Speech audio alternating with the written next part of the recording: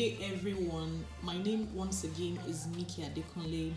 You are welcome to our learning platform. If you are interested in improving your relationships and marriage, if you are interested in building intimacy, this is the place to be. Last time, I remember that we talked about conflict in marriage, but we paid particular emphasis on, dispelling the myths around conflicts in relationship and in marriage. But today, I want us to talk about something that is slightly different.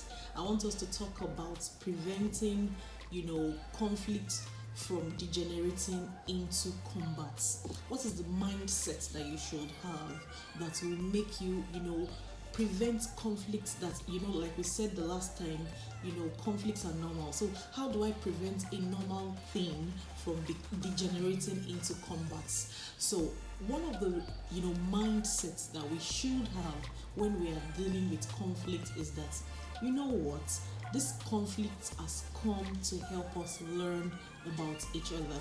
If we have a learning approach to conflict, we would know that it is easier to deal with. Once I know that my partner is complaining because he does not understand my communication skills, the way I talk probably gets on his nerve, then I'll begin to learn, how do you want me to talk around you, or how should I respond to the things that you're saying. I remember in those days, when I used to speak in a particular way to my husband, he would usually complain that the way you say things. I remember that, like for instance, in my own home, we don't care about people dying. No, not that we don't care about people dying, but when we talk about deaths, it's just one of those things that happen. But I remember at a particular time, I told my husband that someone was going to die, and he was like, you're wishing the person dead. I'm like, what is wrong about talking about someone dying and things like that? So you need to learn. There are some words that are in his own terrain,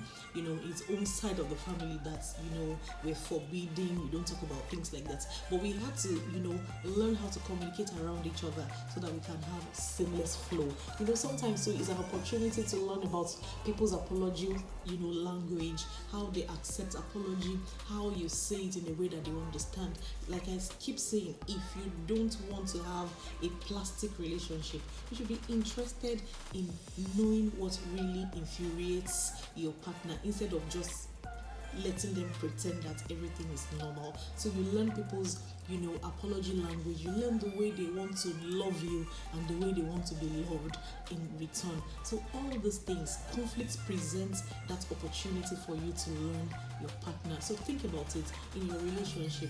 What are those things that you talk about frequently? What are those things that cause a kind of conflict that it is an opportunity to learn? So when you have that mindset, it prevents conflict from degenerating into combats. Another thing that conflict would achieve in your relationship and marriage, if you allow it, is that it helps you to understand your differences.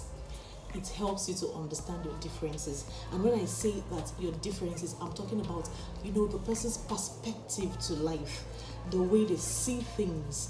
You begin to gain insight into people's world, into their deep recess, if you allow conflicts to produce these things. So when somebody is complaining about something, don't see it as an attack against your personality.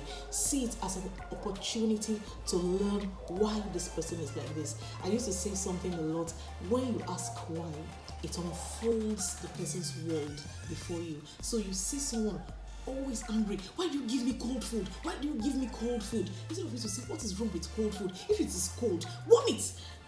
Find out, why do you hate cold food? And why does it get you to this space all the time?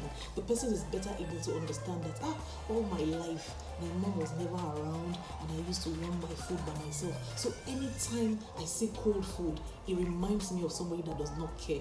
That way, you understand that, okay, this has nothing to do with me, but it has something to do with his own prior experience. And that's where you remove yourself from that equation and you are more sympathetic towards your partner. So you begin to learn your partner on a deeper, intimate level. So when you allow conflict in with a right mindset, what it does is that it helps you to understand their perspective, their role. The third mindset that you can have that can prevent conflict from degenerating to combat is when you have that mindset that, in the process we will achieve balance. And when I say we, I mean the couple in the relationship. They would eventually achieve balance. And what do I mean by this? We are all, wired somewhat to be extremists because, of the way the way we were brought up and the experiences that we've had. We all grew up in a particular kind of family setting where we were groomed to see life from a particular angle. And if we are not careful, that is the only perspective that we perceive in life, and also permit. That's how we perceive life, and those are the only things that we permit around us. And so when somebody else is coming with a different view, the first thing it does is that it throws you off balance, and you're wondering, where is this kind of thing coming from? Examples of things like that is, when a woman is married and probably you expect your husband, probably when you have given birth to a child, you expect him to buy a wrapper for you, and from his own world, when you give birth, you don't necessarily have to get a new wrapper. And somebody is wondering, this is taboo. Why would you not know that the world is like this? Or probably even the way you see things, in the home. He likes to put on the lights, he likes to have it off, the way he picks, the way he eats his food. If he doesn't like to eat on the dining, and you're wondering who eats without eating on the dining table, and you're like, you don't need dining. Or somebody that wants to eat eba in the morning, and you're wondering how. Who eats eba in the morning? Nobody does. But you just begin to see life that people have different ways of doing things. And if you allow yourself, if you don't have a self-righteous view, you begin to achieve balance. You begin to know that, yes, things can happen differently from the way that I see them alone. And that way you are growing, and that way you are achieving balance. So one of the things that conflicts will help you to do is to rethink about those things that you have always believed in, and you will begin to see from other people's perspective as well. And lastly for today, I want us to talk about growth and development. In marriage, you will grow. In marriage, you must develop. In fact, it is impossible for you to be in a loving relationship and you will not grow and you will not develop. And what do I mean by growth and development? There are some aspects of our lives that need relationship to highlight those faults in our lives. You cannot be in a relationship for too long with someone and your weaknesses will not begin to come out. People will begin to notice your imperfections and they will begin to complain about the way you hurt them. And so in a marriage situation, you will always get to that point where the parts of your life that has been hidden from people that love you, or they love you too much to complain, will begin to, show up, and your partner will begin to see it and begin to complain. How would you not lay the bed when you get up in the morning? I can't be the only one making this bed. The person begins to complain. The way you scatter your shoes around, I don't like it. Keep your things. Don't touch my things. Don't throw my towels around. Don't use my brush. All those things. I hate it when people use my toothbrush. Don't wear my slippers. You make it flat. I don't like it. Little things like that begins to come up. Your selfishness comes up. The way you do things generally, that people around you have not complained about you because they just want to have peace and live. Then your partner, because of proximity and also because you are there, you're too close not to notice those things, that person begins to complain.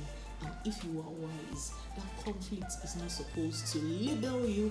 That conflict hasn't come to make you a bad person. What the conflict is doing is asking you for growth. And if you can put in the work in your relationship, you'll discover that mindset, having that mindset that, okay, I don't think I can get away with this for too long. I think I need to begin to improve on it.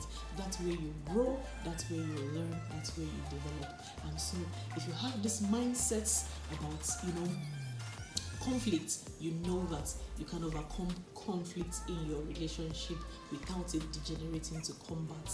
Yes, will we complain? Yes, nobody said we will not complain. Will we argue? Yes, we will argue.